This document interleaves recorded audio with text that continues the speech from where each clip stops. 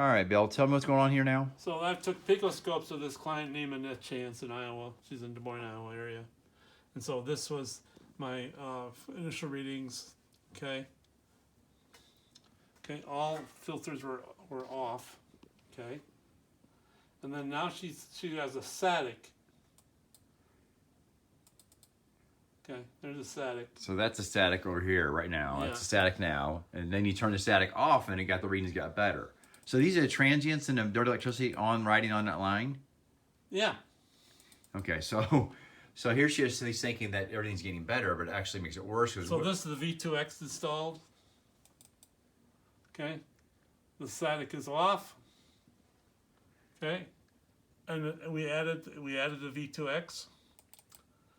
The static off, static on. Is a static kind of act like a capacitor of some sort? It is a big capacitor. It's a big capacitor, which is moving. They just throw moving things. They throw a line of shit.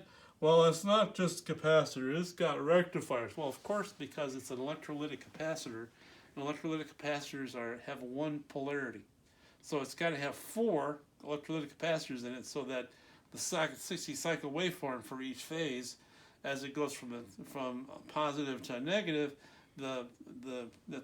put 2 of them in parallel. Okay, one going polarity this way, one polarity that way, and then they put diodes in front of them. They call them rectifiers. The diode is a rectifier. Okay, they're confusing everybody. They're basically using this rectifier. No one knows. Most common people have no idea what a rectifier is. And it's a diode. And they put that in there because if they didn't have it in there, the thing would blow up. It would explode. Because the reverse polarity would go backwards through the other side of the electrolytic capacitor, and they cannot take negative bias on the capacitors. It will literally explode. So what'd you do for this customer here to change everything? Put DNX filters in. Yeah, DNX. Okay. V2X filters. V2X, yeah. Or RXNA, or is it just DNA RXNA, or? No, they are the RX DNA V2X filters installed with added sine tamer filter. Oh, that's what it came down to, like that. Yeah, much more tolerable. Now she has other problems. She's got wiring errors, and she's got some LED bulbs and all that kind of shit. And that's what's causing those spikes there. Yeah.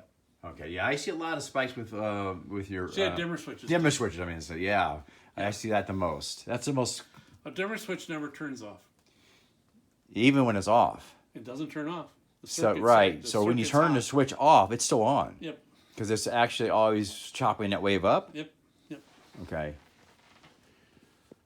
And then here's what it's like. Okay, static is off, dimmers are on. See the dimmer switch effect. Yeah, I've seen that many times. I've seen them flicker constantly. Here's the V2X filters installed, but she still has dimmers on. This is 60 cycle waveform. That's the static filter installed. Oh, wow. But the dimmers are still on. The dimmers are like an impossibility. There's a is that the light bulb? LED light bulb waveform for the current. There you go, kids. Yeah, that's wonderful, isn't it? Yeah. But nobody knows any different. And that's a regular bulb. Yeah.